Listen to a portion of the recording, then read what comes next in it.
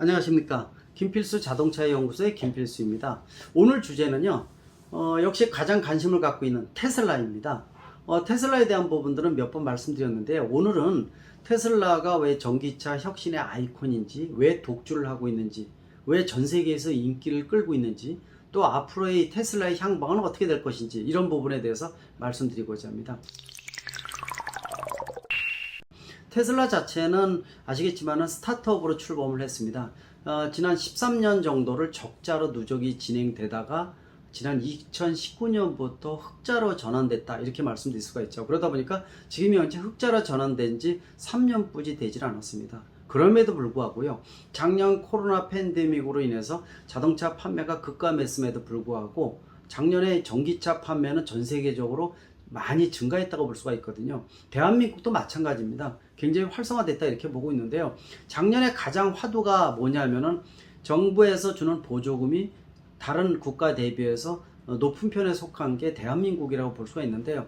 전체 전기차 보조금의 40%를 테슬라 모델 3가 모두 잡아먹었다고 해서 논란이 많았었죠. 이거 국민의 세금을 갖다가 외국차에다가 모두 준다라는 부분들이 많이 강조가 되기도 했었죠. 그러다 보니까 정부에서도 이런 개선책을 반영을 하다 보니까 올해부터 보급하는 전기차 보조금을 차등 지급을 해주고 있습니다. 6천만 원과 9천만 원으로 지금 나눠주고 있죠. 6천만 원 미만일 경우에는 보조금을 100% 보조를 해주고, 6천과 9천 사이일 경우에는 50%, 또 9천만 원 넘어가게 되면은 10원도 제공을, 보조금을 주지 않는 제도를 이행을 하고 있습니다. 그러다 보니까 이 효과가 선순환 효과가 생기면서 특히 테슬라 모델 3 같은 롱레인지 모델 같은 경우에는 6천만 원 넘는 모델임에도 불구하고 임의로 6천만 원을 낮춰서 5,990만 원으로 낮춰서 판매했다는 거 여러분들 아실 겁니다. 그럴 정도로 이 차등 지급에 대한 효과는 선순환 효과가 나고 있다는 것은 상당히 긍정적으로 보고 있습니다.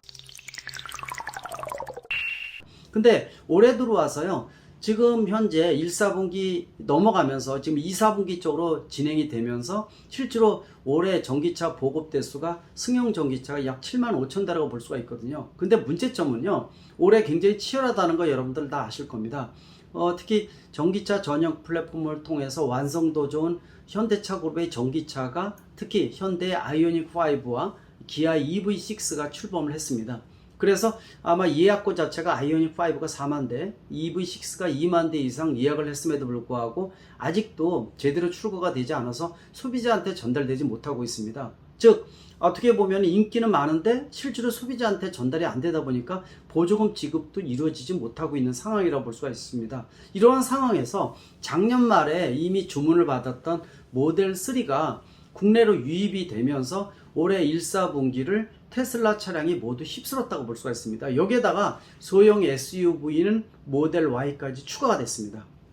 이 모델은 더더욱 인기를 끌 가능성이 높은 모델이라고 볼 수 있는데, 이러한 두 가지 쌍두마차, 물론 기존에 1억이 넘는 모델 S와 모델 X도 이미 판매가 되고 있고요. 올해 이 네 가지 차종이 국내에서 테슬라 차량이 판매가 되고 있다는 겁니다. 즉 6천만 원 미만이 모델 3와 모델 Y가 가미가 되면서요, 올해 1, 4분기 아마 2, 4분기까지 이 테슬라 차량이 모두 휩쓸 가능성이 높습니다. 작년 40%의 보조금을 이상 차지할 가능성이 상당히 높은 것이 지금 테슬라 차량의 인기라고 볼 수가 있습니다. 따라서 이 국내의 현대차 그룹 같은 전기차가 빨리 출시됨으로 인해서 좀 더 대항마 역할을 좀 해준다면은 충분히 테슬라의 독주도 막을 수 있을 가능성이 높다고 볼 수가 있습니다. 따라서 좀 더 매진을 해야 되겠고요. 또 최근에 한간에 가장 큰 걱정을 하고 있는 올해 이 보조금에 대한 것들도 이미 끝나는 거 아니냐라는 우려도 상당히 커지고 있다는 거기 때문에 이런 부분들도 빨리 종식시켜야 된다고 보고 있습니다. 정부에서는 뭐 여러 가지 대책을 지금 세우고 있지만은 실제로 보조금을 한꺼번에 집행하기보다도 분기별로 나눠서 집행한다든지, 또는 예를 들어서 지자체 남는 전기차의 수량을 부족한 지자체에다가 넘겨준다든지, 또는 부족한 부분들은 추경 예산을 통해서 좀 더 확대를 한다든지, 다양한 보조금 정책을 통해서 물이 들어왔을 때 우리가 노를 저어야 되는 것과 마찬가지로 소비자가 요구하는 전기차를 실시간적으로 보급할 수 있는 어떤 보조금에 대한 것들을 정부가 좀 마련하는 것은 당연한 숙제라고 볼 수가 있습니다.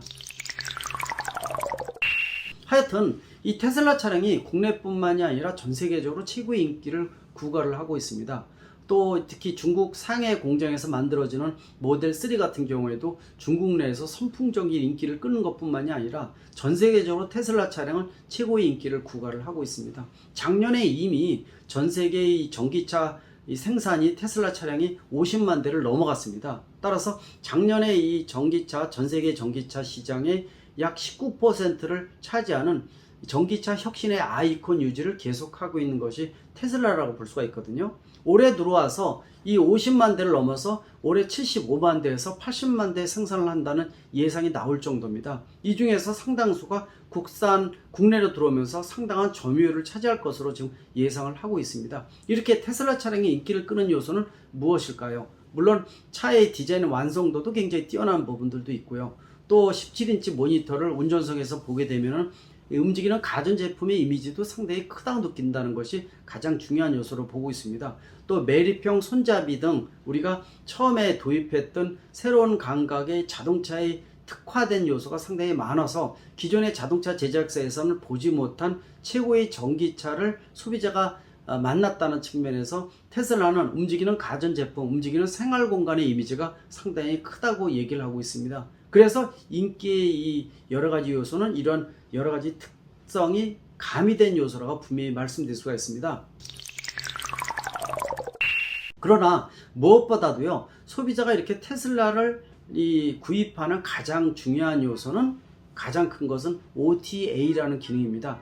이 OTA라는 것은 실시간적으로 차를 운행을 하면서 자동차에 대한 소프트웨어를 자동으로 업데이트 해주는 기능이라고 볼 수가 있습니다. 이런 것들은 기존의 130년의 자동차 역사에서는 보지 못한 새로운 기능이라고 볼 수가 있거든요. 지금 현재 나오는 이 일반 자동차 제작사에서 만드는 전기차는요, 이렇게 실시간 소프트웨어 업데이트라는 기능을 구사를 하지 못하고 있습니다. 그러나 테슬라 차량 같은 경우는 여러분 아시다시피 저 테슬라 차량을 구입을 하게 되면 개인정보 동의를 해주게끔 되어 있습니다. 이거는 무슨 얘기냐면요, 내가 차를 운행을 하면서 이 테슬라 차량의 여러 가지 정보를 미국 본사에다가 무선으로 날린다는 겁니다. 정보를. 따라서 데이터를 날려서 각종 차량의 데이터를 입수를 해서 이걸 빅데이터로 분석을 해서요, 오토 파일럿 같은 자율주행에 대한 기능을 업데이트 시킨다든지, 또 각종 자동차에 대한 시스템을 업데이트 시켜주는 부분들을 강화를 하다 보니까 내가 차를 운행을 하면 할수록 차가 노후화돼서 중고차로 전락하기보다도 어떻게 보면 새로운 시스템이 업데이트가 되면서 항상 새로운 기능이 추가된 차를 끌 수 있다는 기능이 다른 차와의 차별화되는 가장 큰 요소라고 분명히 볼 수가 있거든요. 이런 부분들이 소비자가 느끼고 또 실제로 본인이 실현해 가면서 새로운 이미지를 부각시키다 보니까 테슬라 차량의 인기는 높아질 수밖에 없다고 볼 수가 있습니다. 그러다 보니까 테슬라 차량을 실제로 운행하는 친구 중에서 20, 30대, 특히 30대, 40대 같은 경우에는 굉장히 선풍적인 인기를 끌고 있고요. 움직이는 가전제품의 이미지를 자동차에서도 똑같이 느낀다는 겁니다. 물론 세부적으로 테슬라 차량을 들여다보게 되면 단차가 많이 있다든지, 또는 도장이 안 된 패널이라든지 지금 나사가 빠진 듯한 2%, 3% 부족한 부분들이 분명히 많은 것은 사실입니다. 모델 3 같은 경우에도 뒷자리 같은 경우에는 짐을 던지는 곳이지 뒷자리까지 사람이 앉아서 가기에는 굉장히 좁다고 느낄 정도거든요. 이렇게 불편함이 있고, 또 이렇게 나사가 빠진 듯한 요소가 있음에도 불구하고 전체적으로 주는 이미지에 대한 것들은 아까 말씀드린 이런 특화된 요소는 이러한 조그마한 단점을 덮게 해도 충분할 정도로 장점이 부각된다고 볼 수가 있습니다. 물론 최근에 국내에서 이렇게 선풍적인 인기를 끌면서 사회적 기여도가 굉장히 떨어진다라든지, 또 정보에 대한 부분들을 공유를 안 한다든지, 너무 독점적이다, 또 폐쇄적이다, 이런 얘기도 굉장히 많습니다. 또 국내에서 실제로 사업을 통해서 많은 금전적인 혜택을 받음에도 불구하고 사회적 계층, 특히 그 사회적 기여에 대한 것들이 거의 없다는 것은 분명히 문제점이기 때문에 이런 부분들은 분명히 개선을 해야 된다고 보고 있습니다. 국내 지사의 역할도 본사의 목소리만 반영한다는 측면에서 아직도 제대로 된 목소리 반영을 못한다는 측면도 있고요. 본사에서도 새로운 개념을 갖고 각 전 세계 지역을 공략을 할 때는 이러한 이 문제점에 대한 것들을 개선해야 되는 것은 당연한 요소라고 보고 있습니다. 테슬라에 대한 미래는요, 앞으로 당분간 이 혁신의 아이콘으로 계속될 가능성이 높다고 볼 수가 있습니다. 물론 전기차 전용 플랫폼 등 글로벌 자동차 제작사의 전기차의 완성도가 워낙 좋아지고 있기 때문에 특히 올해 들어와서는 더더욱 현대차 그룹을 비롯해서 전 세계적으로 높은 완성도의 전기차가 많이 출시되기 때문에 지금까지 독점에 대한 것들도 주춤할 수밖에 없는 부분이 있지만은요. 그래도 분명히 앞서가고 있다는 겁니다. 혁신의 아이콘은 당분간 계속될 가능성이 있다고 분명히 말씀드릴 수가 있습니다. 따라서 지금 현재로서는 공급량이 부족할 정도로 수요는 늘어나고 있다는 것도 하나의 흐름이라고 볼 수가 있습니다. 그러나 말씀드린 테슬라의 여러 가지 문제점을 함께 개선한다면 좀 더 혁신의 아이콘으로서 긍정적인 이미지가 많이 남지 않을까 이렇게 보고 있습니다. 테슬라 앞으로의 독주에 대한 부분들, 또 이것을 막는 글로벌 자동차의 어떤 이 흐름에 대한 것들도 유심히 보시면은 훨씬 더 미래 모빌리티를 향방을 결정짓는 가장 중요한 요소가 되지 않을까 이렇게 보고 있습니다. 고맙습니다.